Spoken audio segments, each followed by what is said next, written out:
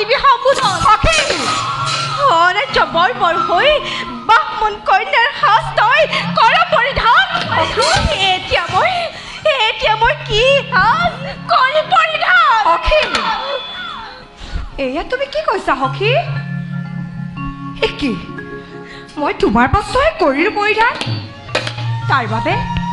বাবে মোক ক্ষমা কৰিবা সখী লোৱা খুলি দিওঁ মই তোমাৰ বস্ত্ৰ তুমি কৰা পৰিধান অনাৰ্য কন্যাৰ স্পৰ্শত দেহে অসুচি হোৱা বস্ত্ৰ মই কদাপিতো নকৰিম পৰিধান লাগিব মোক কন্যাই নতুন বস্ত্ৰ আৰু তোৰ ইমান ৰাক্ষসী হৈ তই এনে কৰ্ম কৰ স্তব্ধ হোৱা গুৰুপুত্ৰী সখী বুলি গুৰুপুত্ৰী বুলি আছো ধৈৰ্য ধৰি আৰু তোমাক নকৰিম ক্ষমা কি কৰিবি অসভ্য বৰ্বৰ লীলাজী যি বাহ্মণৰ পদ সেৱা কৰাই তহঁতৰ ধৰ্ম সেই বাহ্মণৰ সাজ পৰিধান কৰি এনে অসমীয়া অপৰাধ কৰি বুলিছ এনে বৰ্বৰ পানী তোৰ এই পপীয়া মুখত মই শতবাৰ ইমান অপমান ইমান তিৰস্কাৰ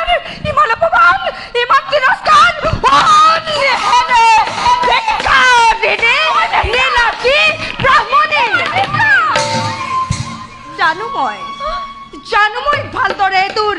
জাতিৰ পৰিচয় বেদৰ বাক্য বুলি মিছাক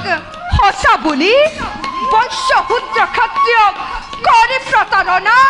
আশ্ৰয় গ্ৰহণ কৰি ভিক্ষাবৃত্তিৰ ক্ষুধা ৰণ্যতহঁতে আৰু যি বস্তুৰ বাবে তই মোক কৰ অত তিৰস্কাৰ শুন হেৰ জাতাভিমানী নীলাজী ব্ৰাহ্মণী নহয় জানো দান সেয়া পিতা মোৰ বিক্ষোভৰ বাণী তথাপিতো অনাৰ্য দত্ত বুলি হীন বুলি নীচ বুলি চিৰকাল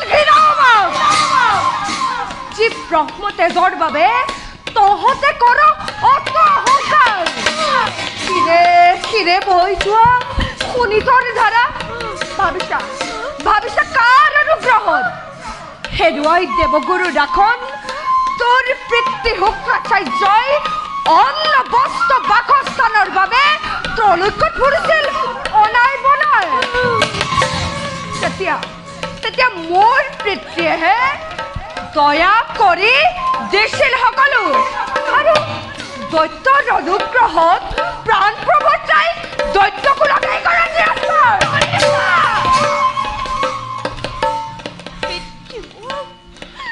কৰ ইমান তিৰস্কাৰ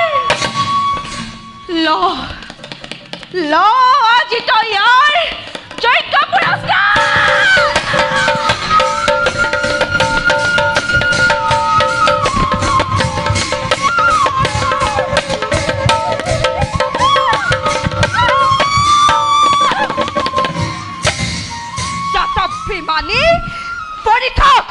পৰীক্ষক তই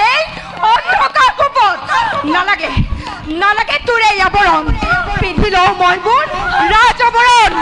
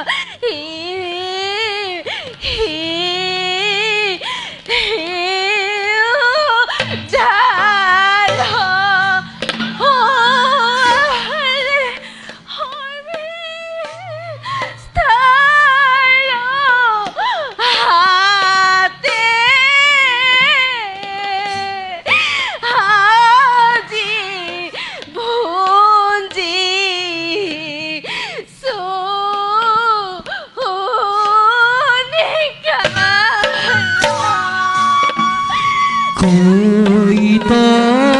জয়ৰা